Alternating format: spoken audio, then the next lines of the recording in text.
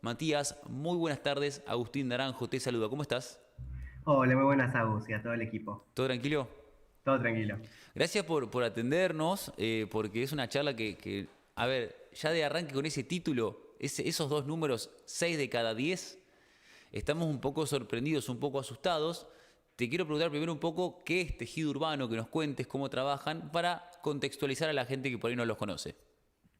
Bien, Tejido Urbano, somos un think tank, una ONG, que nos dedicamos a la investigación y sobre todo al abordaje de las problemáticas de vivienda y hábitat, al problema habitacional de la Argentina.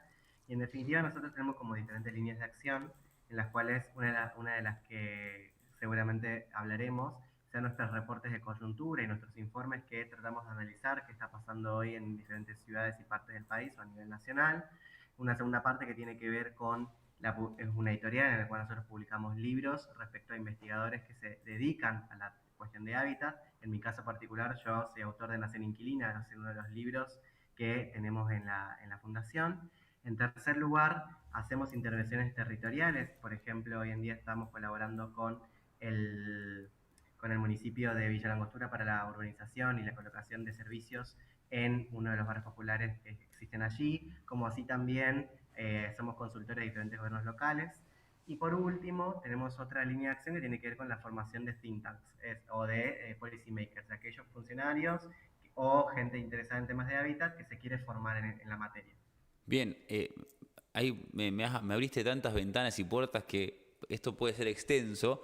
Quiero que arranquemos con este informe que se hizo bastante viral. Te vi que estuviste recorriendo varios medios, desde Infobae, La Nación, múltiples, contando un poco cómo es que recolectan esta información y lo que quiere decir que más allá de lo que ustedes consiguen como dato duro, que analizan de lo que está pasando por el dato duro que consiguen de ahora y por la comparación que tienen por el laburo que vienen haciendo. Bien, de hecho, tocas un tema fundamental que es, nosotros cuando decimos 6 de cada 10 hogares inquilinos recurren a una estrategia financiera, estamos hablando de, che, hay un 40% que desahorra, es decir, que utiliza sus ahorros porque hoy no puede cubrir con los ingresos que tiene la totalidad de sus gastos, mientras que hay un 20% que tiene algún tipo de préstamo. Y en definitiva vos tenés acá una combinación, el que desahorra también pide un préstamo, o sea, en el conglomerado total asume un 60%. 18% en el caso de los préstamos bancarios o financieros y un 19% en caso de préstamos familiares o de algún conocido o préstamos más informales. Bien. ¿Qué es lo que nosotros nos estamos preguntando acá de fondo? Es cómo es el financiamiento y cómo es la sostenibilidad de un hogar inquilino, es decir, si es sostenible o no la decisión de poder alquilar. Quizás ustedes, si visitan la página tejidurono.org.ar, puedan ver que anteriormente sacamos un informe de 4 de cada 10 jóvenes en Argentina no pueden emanciparse, no pueden irse de la casa de los padres. Y una de las razones es esta relación. Che, ¿cuánto pesa el alquiler en un hogar inquilino, o sea, en un salario inquilino? Y ahí lo que nosotros encontramos es, bueno, vamos a estratificar, vamos a entender primero datos de pobreza o cómo son las trayectorias. Entendemos, por ejemplo, el 41% de los inquilinos en Argentina, los hogares inquilinos, tienen un ingreso total familiar menor a 1.300.000 pesos para el Bien. tercer trimestre de 2025. Es decir, hay una parte importante que se come el alquiler entre el 52 y el 63% en esta parte de la población. Es decir, es el del 41% de los inquilinos, que estamos hablando de alrededor de 1.200.000 hogares, tenemos este problema particular. Que ahí, perdón que te interrumpa, Matías, que es uno de los debates respecto a la inflación, es cuánto realmente está representado ese gasto en el dato que te da la inflación, que es muy viejo, donde había mucha gente propietaria y que ahora hay mucha más gente que tiene un costo mayor o representa una cantidad mayor de tu sueldo, cuánto pagas todos los meses por tu vivienda. Totalmente, y de hecho, no solo es una discusión de inflación, ¿eh? O sea, vos tenés el otro componente. Che, ¿cómo se mide en pobreza en Argentina? La pobreza en Argentina se divide, se estudia ingreso total familiar comparando con la canasta básica total y la canasta total. Bueno, esas canastas en ningún momento consideran alquiler. Entonces, ¿qué pasa? Por ejemplo, la Ciudad de Buenos Aires, donde nosotros tenemos mayor transparencia de precios, tenemos mayor cantidad de información, si vos mirás para el tercer trimestre de 2025, vos tenías que la indigencia era del 1,9% y la pobreza era del 7%, un conglomerado total de 8,9%. Ahora, si empezás a sumar el tema del alquiler, a estos hogares, de acuerdo a la cantidad de espacio que ellos manifiestan que tienen, vos tenés que la pobreza combinada se dispara al 16%. Y la fragilidad, que es decir, nosotros calculamos que la canasta total es 2 veces y media la canasta básica total. Bueno, la fragilidad, que es toda esa gente que está dentro de ese rango de precios, asume un total del 46% de la Ciudad de Buenos Aires. Y acá está el dato que nosotros queremos tratar de discutir. Nosotros lo que decimos es, che, en las trayectorias habitacionales, sobre todo en los inquilinos, lo primero que paga un inquilino es el alquiler, porque es lo que le da estabilidad. El acceso a la propiedad era una cuestión básica porque la vivienda era desde el punto de vista donde vos te parás frente al mundo y podés construir tu proyecto de vida. Ahora, cuando vos tenés que el alquiler te cobra te pesa bastante, vos empezás con las estrategias. Primero, financieras, que tienen que ver con, che, si puedo endeudarme o si me puedo comer ahorros. En segundo lugar, estrategias laborales, que tienen que ver, por ejemplo, bueno, tengo que trabajar más o tengo que trabajar otra cosa para tener más ingresos, para generar más ingresos. Entonces, nosotros lo que estamos viendo es 19% en 19% de sobreocupación en los hogares inquilinos. Es decir, la gente trabaja más, se esfuerza mucho más para poder sostener la vida que tiene. Después, estrategias habitacionales. Uno, por ejemplo, se puede achicar, en vez de un dos ambientes se va a un monoambiente, se va, por ejemplo, un poco más lejos, por ejemplo, no vive en el centro, vive un poco más afuera para tratar que eso se abarate. O, por ejemplo, invita a otra persona, le pide a otra persona que vaya a vivir para poder sumar un gasto. Ahí vienen como las parejas forzadas, básicamente, muchas veces que uno se va con su pareja para poder costear el alquiler. Y en ese sentido, después aparece la otra estrategia que tiene que ver netamente con la estrategia del hogar, cómo yo administro mis gastos. Y ahí, ¿qué tenemos? Por eso nosotros lo llamamos espiral de insolvencia. Cuando un inquilino recurre ya a un préstamo, es porque antes ya pateó las expensas, ya empezó a patear, por ejemplo, el pago de impuestos, algunos servicios por ahí los tiene más recortados o decidió cortar algún tipo de servicio. Entonces, lo último que en definitiva un inquilino hace es la mora de alquileres. Mora de alquileres en algunas partes del país está en 8 al 9% en los grandes centros urbanos y en las provincias estamos hablando del 15%. Pero, ¿qué pasa? Mora en expensas, por ejemplo. Mora en los consorcios. Vos, cuando debes al consorcio, es plata que no entra ese consorcio y que ese consorcio empieza a funcionar mal. ¿Por qué? Porque tiene menos ingresos. Entonces, empieza a fallar el consorcio. Segundo, el Estado tiene menos ingresos. Empieza también a afectar la recaudación del Estado. Tercero, los bancos. Ya vamos a la cuestión de la deuda. Hoy tenemos 15% de deuda de morosos, en los préstamos bancarios, 25% de mora en las fintech, Mercado Pago, Brubank, entre Igualá, por ejemplo, y en otros créditos más por ejemplo, de electrodomésticos tenemos 31%. Entonces, claramente hoy hay un problema en el cual las personas gastan más de lo que les ingresa. Pero eso no tiene tregua, básicamente, porque las personas, cuando toman deuda, también esperan que su futuro mejore. O sea, tratan de ver que en el día de mañana esto cambie. Y ahí es donde está la discusión de fondo. Desde la derogación de la ley de alquileres, los precios se estabilizaron. Es decir, el mercado tiene más oferta y los precios están relativamente razonables. ¿Qué pasó? El costo de vida aumentó. Servicios, por ejemplo, con la quita de subsidios, aumentó por encima de los alquileres. Alquileres, entre 2023, desde que se derogó hasta ahora, 423%. Servicios, estamos hablando cerca del 490%. Entonces, son los dos gastos más grandes que tiene una familia inquilina, que aumentó de sobremanera. Entonces, claramente hoy el problema está en la demanda, es decir, cómo son los hogares inquilinos y qué ingresos tienen. Y es un problema que al ser de ingresos, no tiene una solución en el corto o el mediano plazo, sino que más bien estamos discutiendo el largo plazo. Claro, que en eso es algo que me sorprende a mí, que uno trata de, cuando lee una noticia, referenciarla con su entorno, de gente que empezó a deber plata por alquiler o empezó a pedir prestado, pero que a largo plazo está pensando en volverse con los viejos, porque no le ve mucha salida al quilombito que tiene con la guita. Dice, che, yo pido 100 este mes, pero el mes que viene no tengo 100 extra para pagarlo, y yo siempre banco la vida endeudada, porque uno cuando compra una heladera no la paga toda junta. Pero el tema es que uno la paga sabiendo que tiene un puchito extra para ir sacándose ese peso y esa mochila de la espalda, y que en esa espiral, déjame sumarle algo, que es la salud mental y la locura que tenemos, porque también cuando uno dice, che, Argentina está violenta o el mundo anda violento, también es un poco un factor eso de estar siempre corriendo la galga y nunca llegar a fin de mes tranquilo y siempre hacer malabares. Lo que decía me pareció revelador y es verdad de que uno siempre separa el puchito de guita para el alquiler, para pagar los servicios y después vive. Ya estamos en un punto en el que ese puchito para el alquiler que tengo que separar, ni siquiera tengo eso.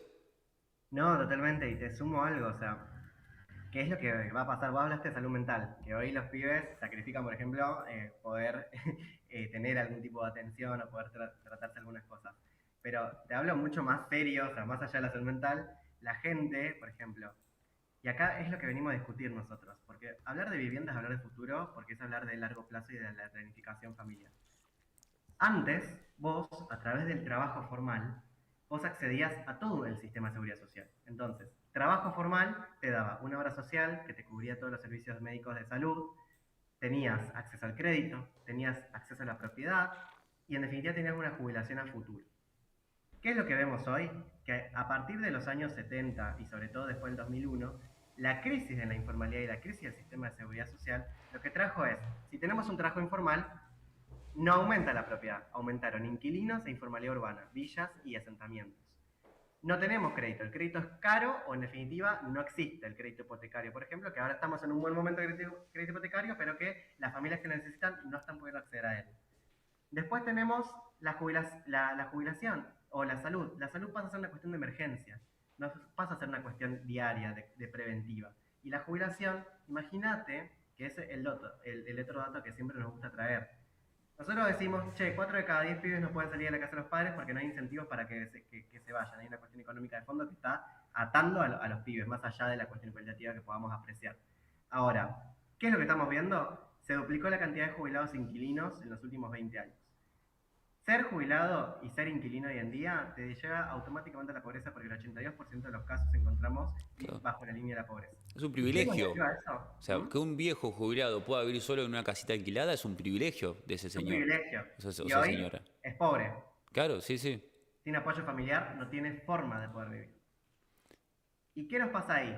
Si vos tenés toda una generación entre los 45 y 60 años que todavía no accedió a la propiedad y que va a esperar esta jubilación para poder sostener los ingresos a futuro, vos imaginate toda esa masa de inquilinos que no accedió a la propiedad, ¿qué va a pasar cuando sean inquilinos de viejos? Bueno, Ah, ahí me dejas hacer de abogado del diablo un poco, porque yo en mi locura mental es como que me peleo conmigo mismo todo el tiempo, porque no tengo las ideas tan claras. Y muchas veces pienso, yo me indigno mucho con mis amigos que se van a Europa, viven en un conventillo y te dicen, no, estoy viviendo en un depa con 7 amigos. Es un conventillo, muchachos, déjense de romper las bolas. Pero allá es cheto y está bueno. Y también pienso en mis ancestros, en mis abuelos y en mi bisabuela, que era una dinámica familiar normal, que un jubilado viva con su familia. ¿Cuánto hay de esa transformación social, de alguna manera, de que por ahí nos desfasamos con algunas cuestiones que en realidad a las cuales no teníamos que acceder o accedíamos demasiado fácil y los malacostumbramos y ahora nos estamos acomodando en un mundo que evidentemente dice que la vivienda es compleja de conseguir y que va a haber que readecuarse y entender que por ahí para vivir solo hay que trabajar más horas de las que trabajábamos hace 8 años, ponerle. bien, me encanta la pregunta porque va por dos lados. Voy a enfocarme primero en la cuestión cultural y después me Bien, voy a la cuestión de cómo se configuró nuestro estado de bienestar, que básicamente es el que nos permitió acceder a la propiedad, la democratización de muchos derechos durante el siglo XX. Primero, Argentina, si vamos netamente a la cuestión de alquileres y esta cuestión de compartir, por ejemplo, vos tenés que generalmente nuestro problema es de ingresos, básicamente hoy la gente gana poco y gana mal, entonces está en negro, entre muchísimas otras cosas, pero a eso hay que sumarle que el problema de los alquileres es un problema de confianza. En principio, vos cuando alquilás, vos tenés que pagar, por ejemplo, seguro de caución, poner una cantidad de depósito, entre muchísimas otras cosas, o por ejemplo, el precio se encarece porque la persona desconfía de cómo le vas a devolver el inmueble, de sí, cómo vos vas a hacer, van a hacer los pagos, se cuida, especula que el otro se la vaya a mandar, que el otro haga sí. una macana. Entonces, ese riesgo de Argentina, que se traduce en riesgo país después en la macroestructural, se traduce en el día a día de, por ejemplo, cuando arreglamos un contrato de alquiler. Las personas, al tener desconfianza, encarecen y ponen más barreras de entrada. Entonces, nosotros hoy pagamos un precio más caro los alquileres, muchas veces porque no hay confianza en el medio. Bien. Y a eso te sumo. Es que ahí ¿Qué es pasa? el dueño que dice, prefiero no alquilarlo que me lo hagan mierda. Perdón la palabra. Exactamente, o cuánto me va a costar después a mí Claro. recuperarlo. O sea, hay toda una cuestión atrás.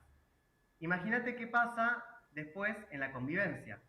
Che, me voy a ir a vivir con gente que se la puede mandar, que ya sé, che, fulanito, sé que gana medio mal, qué sé yo, capaz un mes me paga, capaz un mes no, capaz haya que cubrir. O sea, el argentino todo el tiempo está buscando la seguridad de una Argentina que es muy volátil. Entonces, el componente de confianza lo que va haciendo es potenciando la cuestión del ingreso. El problema del ingreso es estructural y la confianza va haciendo que esa cuestión vaya flotando o no. Nosotros no podemos vivir con otros porque no confiamos en otros. Y eso habla de un crecimiento en el índice, por ejemplo, de convivencia urbana. La Argentina cada vez es más violenta y cada vez se lleva mucho peor con sus vecinos. Y ahí me meto a la otra cuestión, la comunidad, que es eso que hablábamos del estado de bienestar. Argentina, como bien decías, nace como una nación inquilina, que es mi libro, que es bastante divertido en ese sentido, pero porque nace de esos inmigrantes que estuvieron en un conventillo y que vivían 7 en una habitación. Y a partir de eso, a partir de la comunidad que se generaba, por ejemplo, la comunidad italiana, de tal parte de Italia, del Friuli, de Trieste, lo que sea, fueron generando las mutuales. Las mutuales fueron movimientos políticos que conformaron partidos que ganaron la elección y que fueron gobierno. Y que instalaron toda una mecánica de bienestar basada en la comunidad. Las personas construían su casa porque la mutual le permitía la Claro. construcción mucho más barata, porque había toda una comunidad detrás construyendo en conjunto. Y la Argentina, y el mundo en verdad, porque no es una cuestión, hay una cuestión aislada, lo que fue pasando es que hoy en día nos pensamos más solos. Hoy estamos más en solitario. Nosotros todo el tiempo queremos validar que nosotros podemos, la cuestión de la autonomía. En la ausencia de la comunidad, en la destrucción de esa comunidad, la autonomía es lo que está valiendo. Y ahí, por ejemplo, 2003, y lo comparamos con 2023, jóvenes que se van a vivir solos. Un joven que se iba de la casa en el 2003, solo el 30% de los casos era solo. Después había un 22% que eran a través de pareja y un 20% que era a través de familia. Hoy en día, para emanciparte, el 46% de los casos son solos, mientras que el 12% es en pareja y el 8% es con familia. Entonces lo que está pasando es algo fundamental. Vos, por el huevo y la gallina, no sé si es la economía, si es la cultura, Sí. pero en definitiva vos tenés que la gente hoy no conforma pareja, le cuesta conformar pareja, le cuesta el proyecto familiar, no está teniendo hijos, y al mismo tiempo se piensa sola. Entonces, antes vos te ibas de la casa y eran 2 salarios para soportar un alquiler, mientras que ahora vos sos solo contra el mundo. Y ahí es donde, en definitiva, vos Ay, preferís compartir o preferís volver a la casa de tus padres, que es algo conocido y seguro.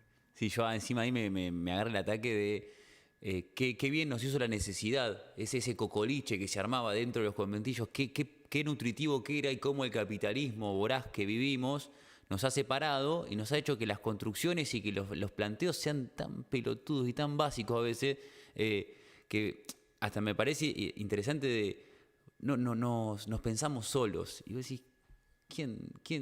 No te lo digo a vos, lo digo en general como diciendo, ¿viste esa gente decís, no, yo quiero vivir solo y hacer todo solo? Y decís, ¿qué libro de Coelho leíste mal, monstruo? Sí, ¿viste? Pero ahí, en el libro que decías, que es de tu autoría, Nación de Inquilinos, yo tengo un planteo y quiero que lo analices, a ver qué opinás.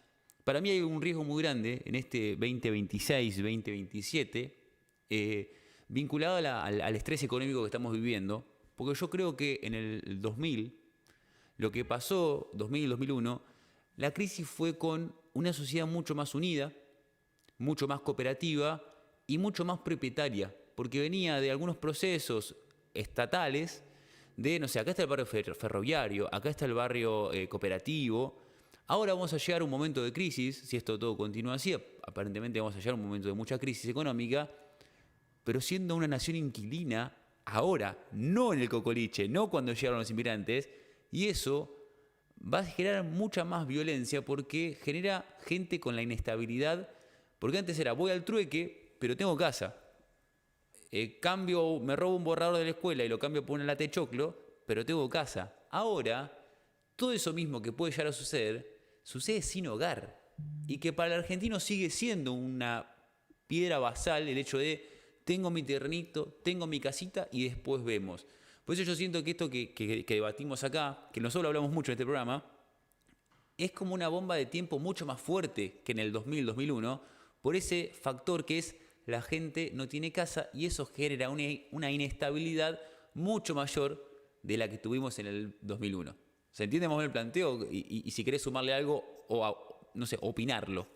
No, de hecho, en el 2001, las leyes que sacaron la legislatura, tanto la porteña como la bonaerense, fueron leyes con respecto al apoyo a cooperativas de vivienda, fue con respecto al apoyo del ahorro previo en términos de la construcción a partir de sindicatos, los programas de vivienda eran distintos y hoy el único programa de vivienda que se da como solución por parte del Estado es el crédito hipotecario. Y acá es donde tenemos como el punto más álgido, porque la discusión hoy en día, con la crisis que tenemos y con como bien decías vos, una comunidad que se desarmó y que hoy en día nos miramos con recelo entre todos, entre estas personas solas, es una discusión de pobre contra pobre, porque la clase media es pobre porque no tiene casa. Y es igual de pobre que el que vive en la villa y no tiene casa, solo que uno puede alquilar, tiene la posibilidad de alquilar, y el otro directamente Sí. tuvo que parar en un asentamiento. Y en esta discusión de pobre contra pobre, es decirle a la clase media, mirá que, no te has, que las cosas están mal porque durante años se organizaron las villas, ni siquiera se puso prioridad en la clase media, es como decir, che, no, lo que pasó fue una gran estafa por parte del sistema político en el cual hizo para un lado porque le convenía políticamente y no hizo para el otro porque no le requería una demanda. Y acá está la cuestión del problema habitacional. El problema habitacional, generalmente la política suele pensar al problema como una cuestión de déficit, el famoso déficit cuantitativo y cualitativo. Cuantitativo, cuántas casas faltan construir, y cualitativo, cuántas casas hacen falta mejorar. Y nunca nos fijamos en tres cosas más que son importantísimas, sobre todo en la provincia de Buenos Aires. En primer lugar, las deudas, el pasado. Primera deuda que tenemos, 4 millones de hogares en Argentina no tienen acceso a servicios básicos. Entonces, se construyó y se expandió la mancha urbana y se les dio los terrenitos prometiéndole que iba a haber agua y cloaca, y hoy no hay cloaca y el agua que tomamos es mala. Entonces, primer problema. Segundo problema, escrituras. Las personas que son propietarios irregulares. 25% de propietarios irregulares. Es decir, 2 millones de hogares que hoy son propietarios son casas que no pueden estar en el mercado y que son presas de algún plan estatal para que pueda regularizar su situación. Sí, eso es una cara de la marginalidad y también está pasando algo similar con los barrios privados que están todos con papeles truchos o papeles polémicos. Y Y, que tampoco tienen seguridad jurídica. claro, A los dos lados, porque la cuestión es de seguridad jurídica en ese caso. Y eso impacta a todos, no es una cuestión únicamente del pobre. Y después, si nos fijamos, que es lo que te contaba hoy, el tercer problema es el acceso a la propiedad. El siglo XX se trató de la democratización de la propiedad, en el cual pasamos del 81% de inquilinos de 1907 hacia una población que llegó en el mejor momento, en los años 90, a un 13% de inquilinos. Bueno, perfecto. Hoy estamos en 25 y en los principales centros urbanos en 30. Esa masa de inquilinos que se generó fueron por 20 años en los cuales no se discutió una política de crédito, no se priorizó los ahorros, no se realizó política de vivienda y no se pensó en el largo plazo. Se solucionó siempre los temas del presente.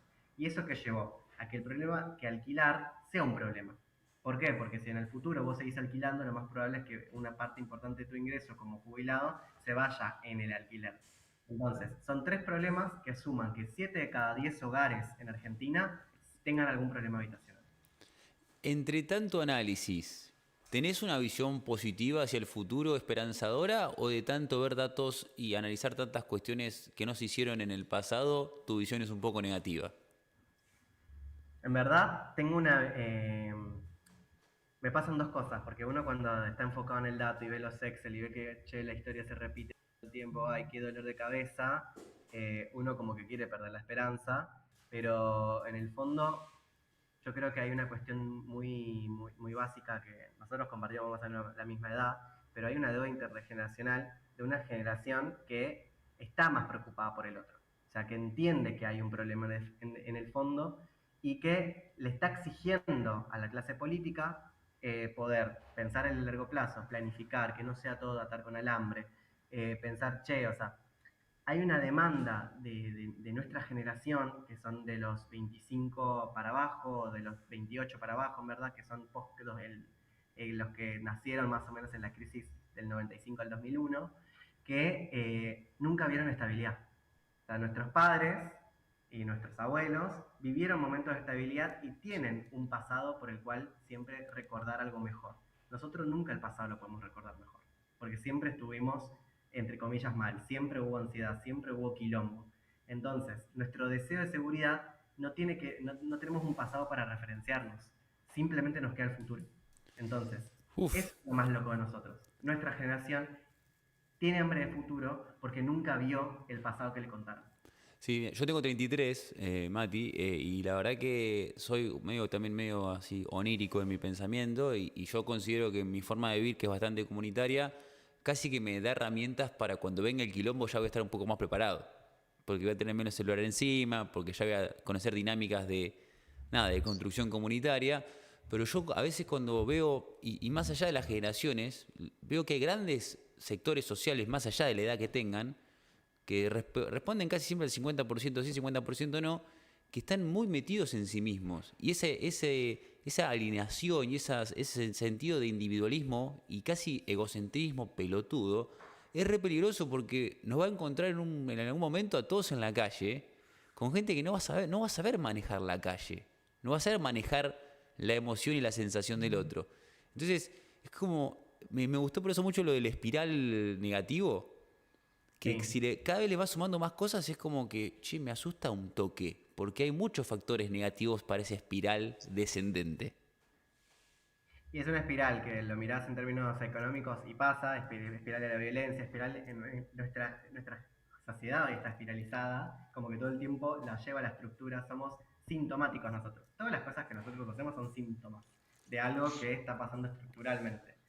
Eh, pero con respecto al futuro y con la alineación, qué sé yo, o sea, también somos una generación más o menos Disney y los que vieron Disney pueden referenciarse en Wall-E, por ejemplo, una película en la cual el ser humano se la mató a la Tierra, se tuvo que ir hacia el espacio, se dio cuenta que eran todos gorditos que estaban atentando contra la reproducción y volvieron y sembraron otra vez una plantita porque encontraron vida. Creo que somos una generación la que hoy está viviendo los problemas y hoy necesita encontrar una solución a los problemas, está dispuesta con creatividad a buscar esa plantita y a volver a poblar esa tierra llena de comunidad. Y en ese sentido tiene que ver con la creatividad porque los vicios de la política, los vicios del pasado, de la desconfianza, de no entender cómo pasan las cosas que pasan, lo que nos lleva a preguntarnos de fondo es, che, ¿por qué la gente, por qué un desarrollador urbano, por ejemplo, que paga, o vamos a una cuestión básica, ¿por qué la gente no se formaliza? El monotributo, básicamente. ¿Por qué la gente no paga monotributo? Y la gente dice, che, si voy a pagar el monotributo y tengo una obra social que no me responde, que no me da ningún tipo de servicio, que en definitiva no me sirve nada para formalizar, ¿para qué me voy a Sí. formalizar? Lo único que pasa es que me saca plata. Solo me saca plata. Bueno, lo que hay que discutir es que eso vuelva a tener sentido. Que nosotros, a través del monotributo, tengamos una garantía, por ejemplo, de crear un fondo de ahorro que me permita sacar el seguro de caución, por ejemplo, cuando necesite alquilar, o que en 20 años me permita, por ejemplo, adelantar el capital que me hace falta para poder acceder a un crédito hipotecario. Necesitamos discutir captura de la plusvalía urbana. Vemos estos barrios privados que se desarrollan y que no le retribuyen en nada al Estado y que encima van terminando y rompiendo la ciudad, porque es una lógica privatista respecto a acá vivo yo y solo los que yo quiero. Y en definitiva ahí es como, bueno, ¿por qué nosotros con esa plata que el Estado se la lleva, nosotros no garantizamos el acceso a la vivienda a partir del crédito social? Che, esa plata que el Estado recauda de estos lugares por el simple hecho de captar la plusvalía y el valor que se le genera, esa plata debería ir hacia los jóvenes a adelantar el capital y que en vez de que paguen el alquiler que está más caro que la cuota del crédito hipotecario, terminen pagando el crédito hipotecario a través de instrumentos del Estado. O sea, nosotros tenemos que volver a discutir que el Estado sirve y que realmente vale la pena tener un Estado y las instituciones que tenemos, pero dándole valor a las cosas y dándole un sentido. Es ¿Qué que, sentido el que nosotros le queramos dar ahora como generación? mira, acá Pergamino no tiene una mala gestión de vivienda. Yo creo que produce 800 terrenos anuales o algo así, que Sí. es un montón. Pero el problema que tiene es que mucha gente que, no sé, arranca una pareja junta a pagar, se separan y dejan de pagar. O gente que se descompromete porque se le va la economía a la mierda. Y vos decís, fíjate cómo la herramienta más o menos está aceitada, pero en definitiva también esa desconfianza o esa desprolijidad de la persona que accede a ese beneficio termina rompiendo un poco el sistema. Por eso es como eternamente complejo el debate. Pero nada, me parece increíble. Se hizo real algo, Mati. No sé cómo voy a cortar o qué parte de todo esto voy a cortar para subir a redes, pero te agradezco porque al menos para mí fue nutritivo y entretenido charlar. Sí, ya te tengo ahí cuando cualquier cosa inmobiliaria que pase, te tengo como contacto y te contactamos de vuelta para poder charlar. Pero no, te repito el agradecimiento porque me encanta estar con gente que sabe hablar y sabe de los temas de los que estamos hablando. Así que fue un placer y ojalá que para vos también, así dentro de poco repetimos. Cuando quieras, estoy disponible y nada, fue muy linda charla. Matías, muchas Gracias. gracias. Chao, chao. Saludos. Hablamos con Matías Araujo de Fundación Tejido Urbano. Tremendo lo que dijo, o sea, data. Data y análisis. No es análisis sin data, es ahí. Todo el tiempo, increíble. La verdad, estoy muy contento.